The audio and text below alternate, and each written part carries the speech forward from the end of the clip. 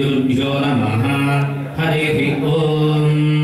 आदौ दीपाराधनं कृत्वा उत्तीर्णस्वजातवेदो अपघ्नं निदुतिं मम पशोपुष्टमह्यमावह जीवनं च स्वरूपा पशवो वन्दे सादोन्द्रेषवोर्जन्दुहानाधिनिर्वाकस्मादुपसुष्टुदैतो अलं मुहूर्तस्सुमुहूर्तोऽस्तु तदेव लग्नं सुगन्धस्तो जनार्दनः आनामपहर्तारन्दारानं सर्वसम्पदां लोकागुणाधिपः धूमकेतुर्गणाध्यक्षः पालचन्द्रो गजाननः वक्रतुण्डवर्णं चतुर्भुजं प्रसन्नवदनं ध्यायेत् सर्वविघ्नोपशान्तये अभीप्सितार्थसिद्ध्यर्थं पूजितोऽस्तुते लक्ष्मीनारायणाभ्यां नमः उमामहेश्वराभ्यां नमः वाणीहिरण्यगर्भाभ्यां नमः शचीवृन्दराभ्यां नमः अरुन्धरीवशिष्टाभ्यां नमः श्रीसीतारामाभ्यां नमः इष्टदेवताभ्यो नमः। అందరూ కూడా ఇంటి దేవుడికి అమ్మకు నాలుగు మనసులో నమస్కారం చేసుకోండి। मेरोहर्षणे भागे श्रीशैलाजवार्य प्रदेशे कृष्णानेन्यां गोदावरीयोर्मध्यदेशे लक्ष्मीनिवासस्थले समस्तदेवता ब्राह्मण हरिहर गुरुचरण सन्निधौ अद्य ब्रह्मणः द्वितीयार्धे श्री श्वेतवराहकल्पे वैवस्वतमन्त्रे कलियुगे प्रथमवार्यस्मिन् वर्तमानव्यावहारिक चान्द्रमानेन शोभगृह्णाम संवत्सरे उत्तरायणे हेमन्तर्तौ पुष्यमासे शुक्लपक्षे अष्टम्यां शुभऋतौ गुरुवासरे शुभवासरे शुभकाममोक्ष चतुर्विध पुरुषार्थ फल सिद्ध्यर्थम आध्यात्मिक आदिभौतिक एतत् क्षण पर्यन्तं मध्यवर्तिनि काले नवविधानां पापानां अपनोदना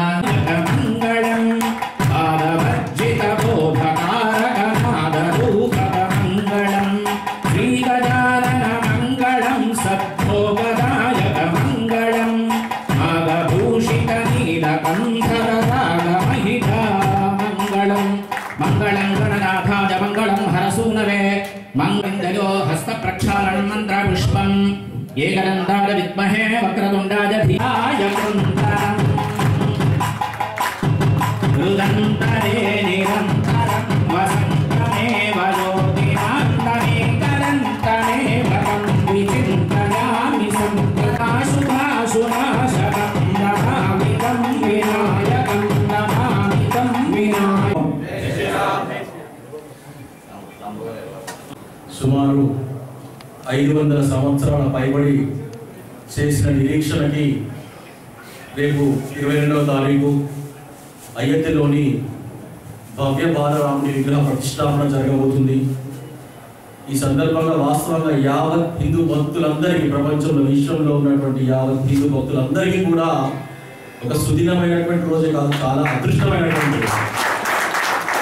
ఎందుకంటే మనం చూస్తున్నాం పవిత్ర పుణ్యక్షేత్రాలైనటువంటి శ్రీశైలం కావచ్చు, తిరుపతి కావచ్చు, మన పక్కన ఉన్నటువంటి కొండగట్టు ధర్మపురి కావచ్చు, ఏదైనా దేవాలయాలు కానీ వీటి యొక్క ప్రతిష్టాపనకి మనం ఎవ్వరు కూడా, మనం కాదు మన తాతలు కూడా ఎవరు కూడా లేనటువంటి, కానీ ఈరోజు పురుషోత్తముడైనటువంటి, ఎందుకంటే భగవంతుడు దేవతలు తర్వాత ఉత్కృష్టమైనటువంటి జన్మ ఏదైనా ఉన్నదంటే అది మానవ జన్మ। ఆ మానవ జన్మకి పరిపూర్ణత ఏ విధంగా ఉండాలి అనేటువంటిది మనకు శ్రీరాముడు తన యొక్క జీవితంలో ఆదర్శంగా నిలిచి యావత్ విశ్వానికి మొత్తం సాగినటువంటి అటువంటి పురుషోత్తముడు ఆలయం అనేటువంటి అనివార్య కారణాల వల్ల ధ్వంసమైపోవడం, 500 సంవత్సరాల పైబడి మనందరం నిరీక్షించడం, అది మన పరమ పూజ్య ప్రధాని మోడీ గారి కృషితోటి రేపు 22వ తారీఖు ప్రాణ ప్రతిష్ఠ జరగడం అనేటువంటిది ఈ కాలంలో మనం, ఎందుకంటే ఇది ఒక విధంగా చెప్పాలంటే మరి సంధి కాలం లాంటిది। ఎందుకంటే దాదాపు నాగరికత, మన సంస్కృతి అనేటువంటిది చిన్న చిన్నగా చాలా వరకు అంతరించిపోతుంది। మళ్ళొకసారి మన సంస్కృతిని పునరుద్ధరించుకునే విధంగా భగవద్ భక్తులందరూ కూడా మరి ఈ రామాయణం యొక్క జీవితాన్ని ఆదర్శంగా తీసుకోవడానికి ఇప్పుడు జరిగేటువంటి ప్రాణ ప్రతిష్ఠ సందర్భంగా జగిత్యాలలో శ్రీరామ సేవా సమితి ఆధ్వర్యంలో శ్రీరామ మాలధారణం నిన్న చేయడం జరిగింది ఒక వారం రోజులకి। మరి ఈ మాలధారణ చేసి ఈ యొక్క శ్రీరామ తత్వాన్ని చాటడమే కాకుండా అక్కడ శ్రీరాముడి ప్రాణ ప్రతిష్టకు సంబంధించి మనం ముందస్తుగా ఒక వేడుకలాగా నిర్వహించుకోవాలనే ఒక ఉద్దేశంతో ఈ శ్రీరామ మాలధారణ చేయడం జరిగింది. ఈరోజు ఇక్కడ పూజే కాకుండా ప్రతి దగ్గర కూడా పూజ జరుగుతుంది. అదేవిధంగా 22వ తారీఖు ఈ శ్రీరామ బాల విగ్రహ ప్రతిష్టని పురస్కరించుకొని మన కోదండరామాలయంలో కళ్యాణం కూడా నిర్వహించడం జరుగుతున్నది. అంతేకాకుండా మన యొక్క ఆనందాన్ని వ్యక్తపరిచే విధంగా మనందరి భగవద్భక్తులు అందరి యొక్క ఆశలను వెలివేసే విధంగా మనందరం కూడా ఒక ప్రకృతిని మాధ్యమంగా చేసుకొని రాత్రిపూట 6 గంటల తర్వాత ఆకాశ దీపోత్సవాన్ని కూడా నిర్వహిస్తున్నాము. ఈ సందర్భంగా లోకాభిరామం శ్రీరామం భూయో భూయో నమామ్యహం. సమస్త ప్రాణకోటి కుల మత వర్ణ లింగ భేదం లేకుండా దెబ్బతాకితే పలికే మాటలు రెండు, ఒకటి అమ్మ, రెండవది రామ. అటువంటి ఒక రాముడు అనాది కాలం నుంచి, అనాది కాలంలో ఏం జరిగిందో, ఏం ధ్వంసం జరిగిందో అదంతా ఒక పీడ కళలాగా మరిచిపోయి నిత్య నూతనంగా భగవంతుణ్ణి మన కన్నులారా ఒక అయోధ్య మహానగరంలో సాక్షాత్తు రామచంద్రమూర్తి చక్రవర్తిగా ఉన్నటువంటి ఒక క్షేత్రంలో తనంతట తానే అందరి మదిలో మెదిలి రావాలి అనేటువంటి ఒక సత్సంకల్పం పరమాత్మది.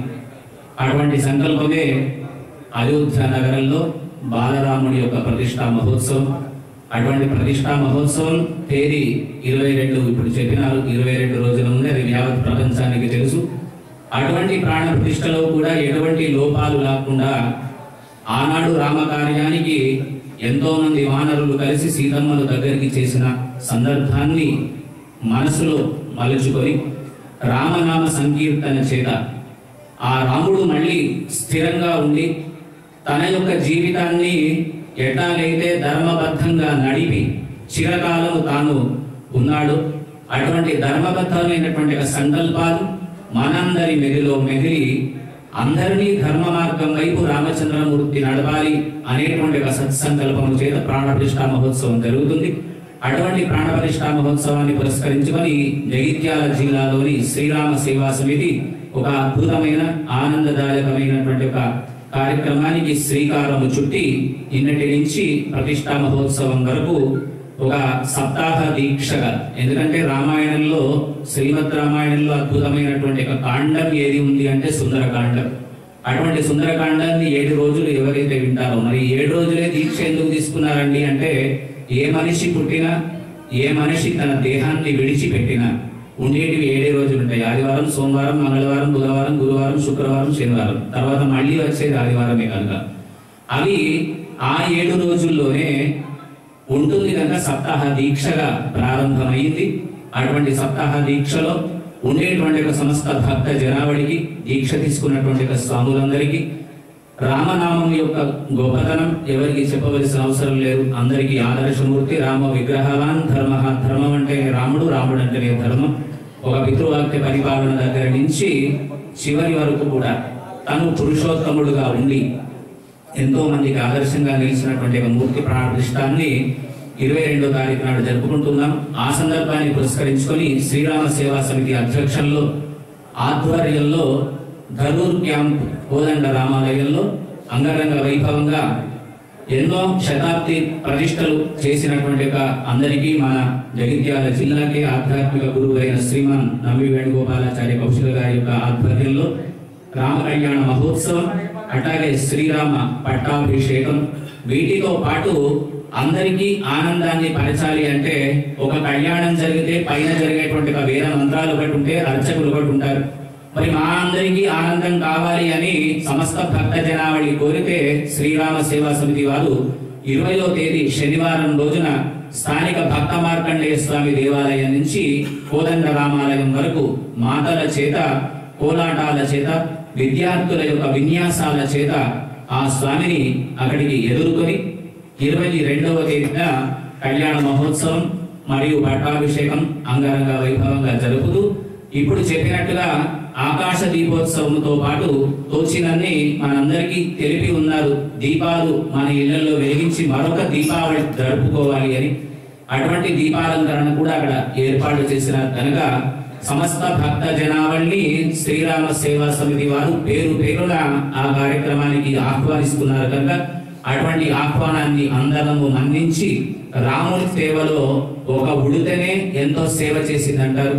కనీసం మనం ఏం సేవ చేయకపోయినా సేవ చేసే వాళ్ళను చూసి ఆనందపరిచి ఆ రాముడి యొక్క పరిపూర్ణ అనుగ్రహాన్ని అందరము పొందుదామని తెలియజేస్తూ చూపిన వారికి చూపించిన వారికి ఇక్కడ స్థానిక రామకృష్ణ కాలేజీలో జరిగేటువంటి రాముని యొక్క పూజా కార్యక్రమంలో పాల్గొన్న వాళ్ళందరికీ ఆ సీతారాముల యొక్క పరిపూర్ణ అనుగ్రహము ఉండాలని కోరుతూ జై శ్రీరామ్. కార్యక్రమం మరోవైపు స్వామివారి సంకీర్తన కలవు సంకీర్తనామృతం. కలియుగంలో యజ్ఞ యాగాలు అందరితో సాధ్యం కావు కాబట్టి ఆదిశంకరాచార్య వారు అంటారు కలవు సంకీర్తనామృతం. కలియుగంలో స్వాములు భక్తులు మాతలు పిల్లలు విద్యార్థులు సిబ్బంది అందరూ కూడా హరినామ సంకీర్తనలో పాల్గొనాలని మనస్ఫూర్తిగా కోరుకుంటున్నాం.